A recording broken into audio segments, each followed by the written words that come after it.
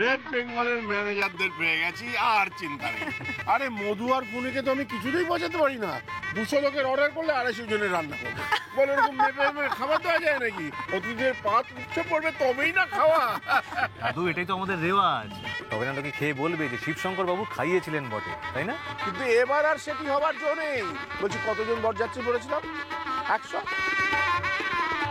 আমার নাচ জামাই কি করেছে জানো তো? পাড়া ঘুরে আরো 50-60 জনকে এক্সট্রা বলে দিয়েছে। আমিও না করিনি। একটু সামলে নিও তোমরা। ওরে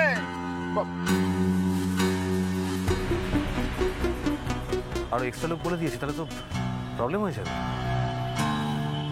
তুমি শিওর আমাদের খাওয়ার শর্ট পড়বে? 100% খাবার শর্ট পড়বে। দেখো ওরা মোটামুটি বরযাত্রী সমেত 500 লোকের এস্টিমেশন দিয়েছিল। আমি তো 450 লোকের রান্না এমনিতেই করতে বলেছি। কেমন আছো? খুব ভালো, আপনি ভালো আছেন তো? এনজয়, খাবার আছে ওখানে, খেয়ে নেবেন। আমি তো বুঝতে পারছি না আমি কি করে এটা ড্যামেজ কন্ট্রোল করবো, মানে কি করা যাবে? আমি জানি না অরুণা। ও মাই গড, এখন কি হয় বলো তো? খাবার চেয়ে যদি খাবার না পায় লোকরা তো হুজ্জুতি করবে। আর খাবারের রেসপন্সিবিলিটি আমাদের ছিল, আমরা তো ধরা পড়ে যাবো এবার। আমার মাথা কাজ করছে না তৃষা। আর এরাও বেশি লোক বলে দিন পেল না, আজকেই বলতে হলো। দাদুরা আছে, অনি আছে, তারপর শ্যামলিও এসছে। ও নির্ঘাত আমাদের সন্দেহ করবে। ও বুঝতে পেরে যাবে যে আমরা ইচ্ছে করে কম রান্না করেছি। এই তৃষা, আমি না বুঝতে পারছি না কি করে সিচুয়েশনটা হ্যান্ডেল করবে। অরুণা এক্ষুনি চলো, দাদুদেরকে এক্ষুনি সব আমাদের বলতে হবে। চলো। আরে কি করছো তুমি? কি বলবো গিয়ে? এই শোনো না, একটা কাজ করি না, আমি বরং এক্সট্রা করে মাটন এনে রান্না করিয়ে দিই। হ্যাঁ, তোমার কি মাথা খারাপ হয়ে গেছে অরুণাভ? এখন তুমি এক্সট্রা মাটন কিনে আনবে, তারপর সেটাকে রান্না করবে, সেই সব সময় আছে নাকি আমাদের? আমাদেরকে এক্ষুনি সবাইকে বলে দিয়ে নিজেদের ঘাট থেকে দায়টা ঝেড়ে ফেলে দিতে হবে। অরুণাভ প্লিজ, এখন দেরি করে লাভ নেই, চলো এক্ষুনি চলো।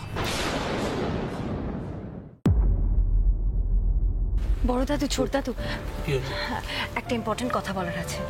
কি হয়েছে? না মানে একটা বিপদ হয়ে গেছে। কি বিপদ? এরা না হঠাৎ করে এক্সট্রা লোক ডেকে ফেলেছে, তো বাকি সবকিছু ম্যানেজ হয়ে যাবে, কিন্তু ওই মাটনটা শর্ট পড়তে পারে। সে কি রে? মাটন শর্ট হয়ে যাবে মানে?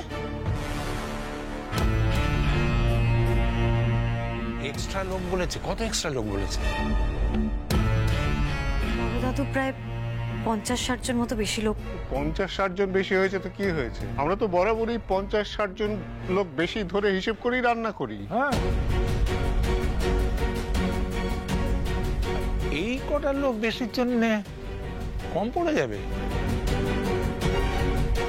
রান্না কি গণগন্তি করা হয়েছে নাকি তোমরা ইচ্ছে করে কম বাজার করেছো? না বলছি শোন না ওরু, এমন কিছু লোক তো আসেনি, এইটুকু তো বেশি হতেই পারে। হে ভগবান, খাবারে কম পড়লে তো চোরাবাড়ির বদনাম হয়ে যাবে। ওরু, তুই এইরকম একটা ঘটনা ঘটালি? দাঁড়াও, এই সময় মাথা গরম করলে হবে না। কিভাবে আমরা বিপদ থেকে উদ্ধার পাই সেটা আমাদের ভাবতে হবে তো, নাকি? আমি একটা কথা বলবো? প্লিজ শ্যামলী, সব জায়গায় তোমার উদ্ভট আইডিয়া না কাজ করবে না। আমরা তো এখানে কাজের কথা বলছি, কাজের মধ্যে ডিস্টার্ব করো না প্লিজ। থাক না, শুনি না ও কি বলতে চাইছে। ওর আইডিয়া তো আগেও কাজ করেছে, শুনি না ও কি বলবে। বলো শ্যামলী, বলো। ছোট দাদু বলছি, মনে আছে আমি একবার বলেছিলাম যদি ডাল তরকারি খাওয়ার পাতে দুবার করে ঘুরিয়ে দেওয়া যায় তাহলে মানুষের পেট ভরে যায় আগেই, তখন মাংসের দিকে অতটা টান পড়ে না। এটা শুনেই তো আপনারা আমাকে রেড বেঙ্গলে চাকরি দিয়েছিলেন। একটু ভরসা করে দেখুন না, কথা দিচ্ছি এমন আলুর দম রাঁধবো না যে মাংসের দিকে কেউ তাকাবেই না। তার সাথে তো আবার গরম গরম কড়াইশুঁটির কচুরি থাকছেই। আপনি কি বলছেন কি এই সময়? এতগুলো মানুষের জন্য আপনি এখন কড়াইশুঁটির কচুরি ভাজবেন? অসুবিধা হবে না স্যার, আমি তো হোটেল চালাই, আমি পারবো। আমি তো অনেক লোককে খাওয়াই, আমার খাওয়ানোর অভ্যেস আছে, আমি পারবো স্যার। আর তো কোনো উপায়ও দেখছি না। তা ও যখন বলছে চেষ্টা করে দেখবে, তবে দেখুক না। কি রে মধু? কিন্তু আপনাদের সকলকে কিন্তু আমার পাশে লাগবে। আমি যাচ্ছি, আপনারা আসুন। এই সবাই চলো, আমরা ওর পাশে দাঁড়ালে মেয়েটা অন্তত জোর পাবে। চলো সবাই, চলো। হ্যাঁ, এসো। চল।